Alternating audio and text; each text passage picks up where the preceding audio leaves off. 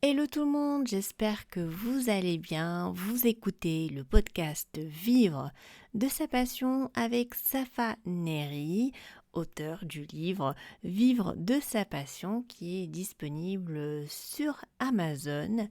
Et d'ailleurs, j'en profite pour vous demander si vous n'avez pas des plateformes que vous avez en tête, que vous aimez, que vous chérissez, sur lesquelles je pourrais éventuellement publier mon livre. Donc n'hésitez pas à me proposer vos plateformes préférées. Ça peut également être des librairies physiques. En gros, voilà, on doit diffuser le message à un plus grand nombre de personnes. Donc si vous voulez bien participer, je ne sais pas pourquoi j'ai commencé le podcast comme ça, mais voilà, on y va.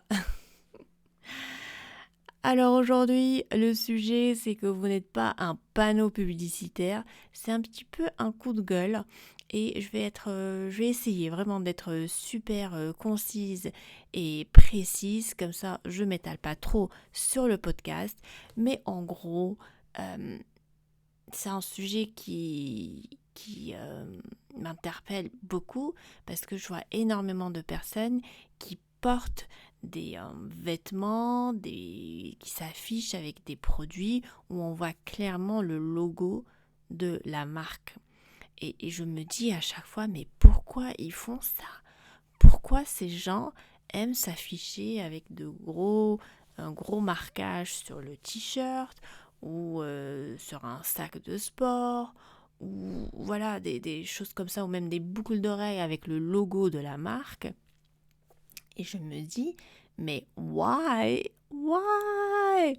Et au fait, je me dis, mais c'est incroyable comment ces marques ont réussi à laver le cerveau des consommateurs qui, eux, achètent le produit. Hein. C'est même pas des produits gratuits. C'est pas comme si vous allez dans un événement et on vous donne un goodie bag, c'est des produits publicitaires gratos. Non, c'est au fait des produits que le consommateur lui a acheté avec de l'argent, j'imagine, pour s'afficher avec ces produits-là.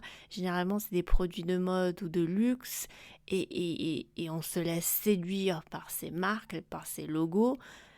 Mais franchement, est-ce qu'on a réfléchi véritablement à ce qu'on fait? Parce que ces marques, elles ont réussi à créer une image forte et un certain statut. Mais est-ce que ça correspond à qui on est et est-ce que ça correspond à ce qu'on a envie de véhiculer? Parce que porter un vêtement avec un logo trop visible, bon, on va dire c'est souvent l'occasion de montrer qu'on a un peu les moyens d'acheter ces produits-là parce que personne va s'afficher avec un gros logo H&M hein, ou un gros logo Primark. On est d'accord, hein, c'est un certain statut de marque. Même des marques de sport qui sont on va dire, un peu plus accessible, mais les gens le font. Et la question, vraiment, c'est qui on est, qu'est-ce qu'on essaie de véhiculer comme message et pourquoi on a envie de leur donner plus de visibilité, sachant qu'on a payé le produit. Ça ne nous a pas été donné ou on n'a pas de partenariat publicitaire avec ces marques-là. Hein. On est juste des personnes lambda qui aimons porter des produits publicitaires, des logos hyper visibles. Ce qui est intéressant par contre, c'est que les super riches, même s'ils portent des produits de marque, bah en fait, ils s'affichent pas avec des logos. Ou en tout cas, ils s'affichent très rarement avec des logos de marque. Ils peuvent porter voilà, le grand luxe, mais on ne saura jamais de qui ça vient, à moins que voilà, ce soit un journaliste de la mode qui divulgue ces informations-là. Donc ils n'ont pas besoin de montrer leur richesse, ils n'ont pas besoin d'étaler un peu leur style de vie, leur influence. Et donc je me dis, ces marques ont en fait créé ces produits pour monsieur, madame, tout le monde, pour un peu donner espoir à ceux qui ne peuvent pas s'acheter des robes à 10 000 euros, de leur dire, bon, bah, tu peux pas t'acheter une robe à 10 000 euros, mais tu peux t'acheter un t-shirt à 150 euros, par exemple.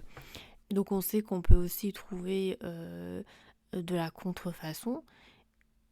Et donc ça veut franchement rien dire, mais je pense que c'est important qu'on ne soit pas un panneau publicitaire. Parce que porter un produit avec une marque de luxe ou une marque bien visible, c'est un peu comme se transformer en panneau publicitaire ambulant.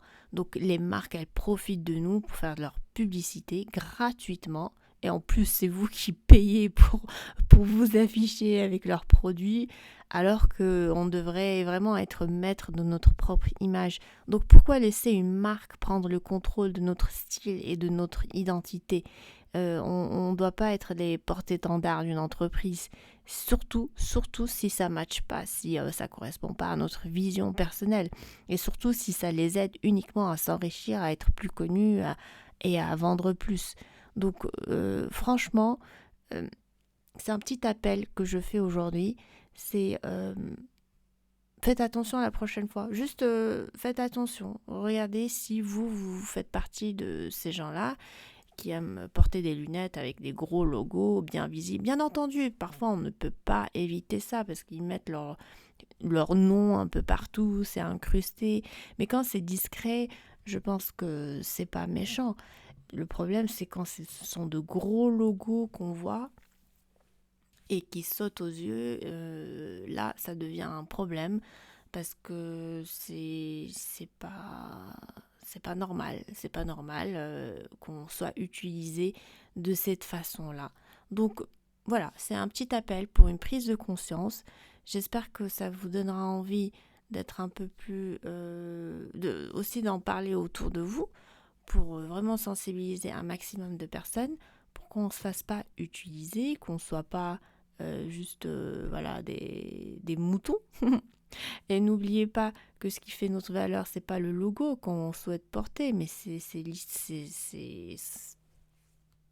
j'allais dire sa uniqueness, c'est vraiment son histoire, l'histoire qu'on se raconte, comment on choisit de vivre, et puis d'être unique dans son style, dans son genre. On n'a pas besoin de s'associer à de grandes marques pour qu'on se fasse respecter. Le respect, ça vient de la personne elle-même, de son attitude, de son caractère et de ses qualités.